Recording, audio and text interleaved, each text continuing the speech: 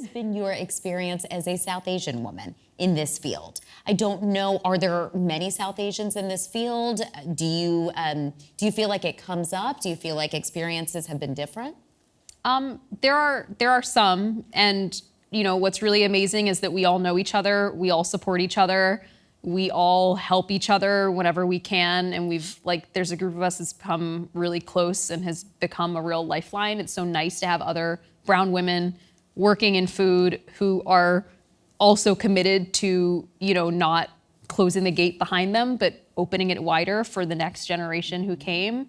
I think when I joined the food world, I was surprised to find out that most of the people writing about Indian food in mainstream publications were not actually Indian. And so some of the first stories I ended up writing were just explainers on Indian food, like what is dal? What are some different kinds of jat? And for me, it was just nice to be able to talk about Indian food as an Indian person, and that there wasn't a lot of that happening at the time. And I think as as food media has progressed,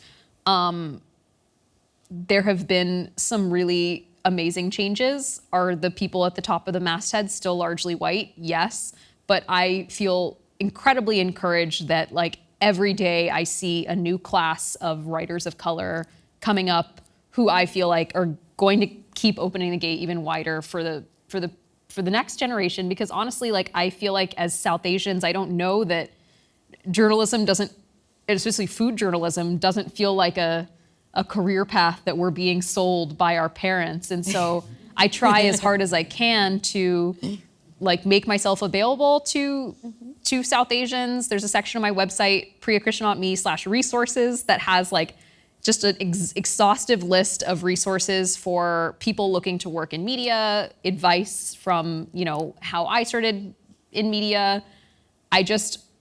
I want, whenever I retire from food media, I don't know when that is, I want to look behind me and see an incredibly more diverse field than I entered. And I feel really optimistic about that. How have you seen this industry change since when you started? Because I think you're obviously very young, but I think we are at a point where even 10 years ago, we didn't see the type of food videos that we see now. We just didn't see the type of interaction. How have you seen things change? I mean, yeah, food media has undergone a pretty sizable reckoning over the last few years. I think that we've made a lot of really great strides. It's really nice to see people of color in leadership positions, to see, my own company, publishing recipes by contributors of color, normalizing certain cuisines as weeknight.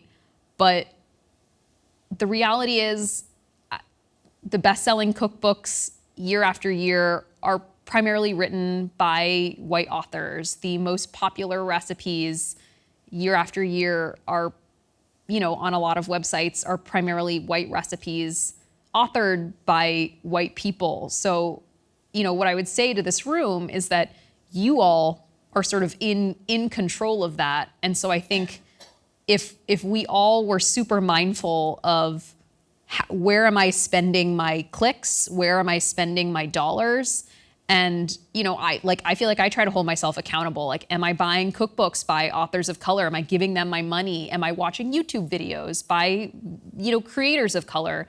Am I clicking on recipes by authors of color? Am I making recipes by authors of color? Am I engaging with those authors? Am I following them on social media?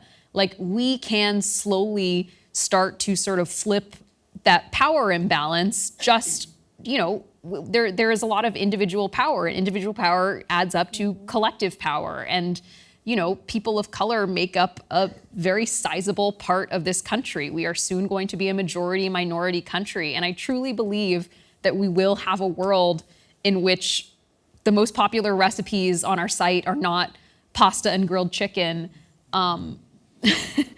It's my dream to be for it to be the #1 most cooked recipe on the New York Times was tur dal. We can make it happen. That would make me so happy.